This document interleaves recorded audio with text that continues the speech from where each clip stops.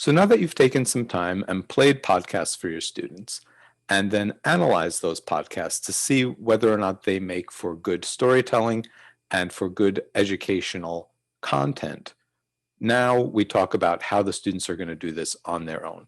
What were the things in that podcast that they heard that they might need to be able to produce something on their own? There are lots of things that a podcast has. So there's music.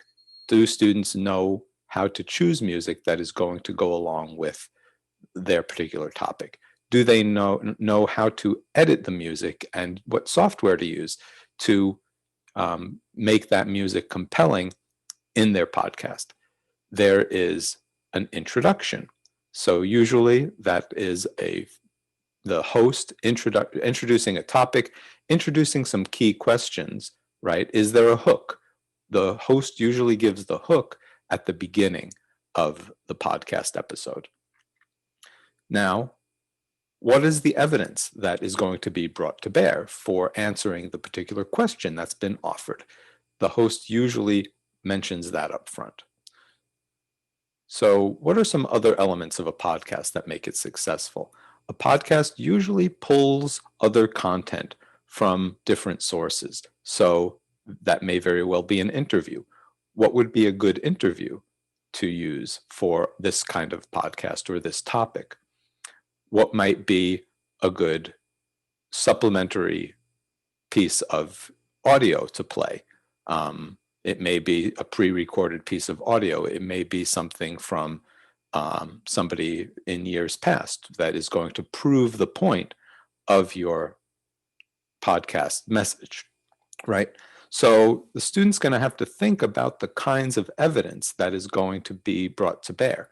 So now, besides having a storytelling concept that they'll need to understand, they will also need to understand things like good interviewing. They'll need to know things like good research to find the kinds of topics and the kinds of sound bites that they'll need to make a compelling case, and on and on and on. So think about those things, those components of what will students need to know from a scaffolding perspective so that they can do a better job on their presentation, on their product, right? Because produce is going to be the next stage. If students need skills in the technical side of things, that's what we call the technical skills. If students need storytelling skills, that's a storytelling skill that they'll need. If students need research skills, they'll need research skills. These are all the pieces of scaffolding.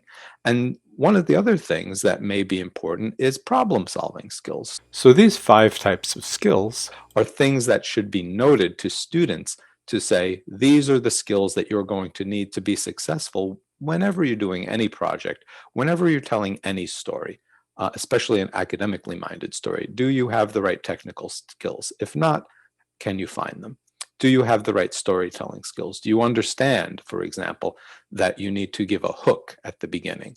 Do you understand that there should be another voice that proves your point here? Do you have a beginning, a middle, and an end? So those are the storytelling skills they'll need. Research skills, and the librarians can help with this. Can we find the right sound bites? Can we find the right people to interview?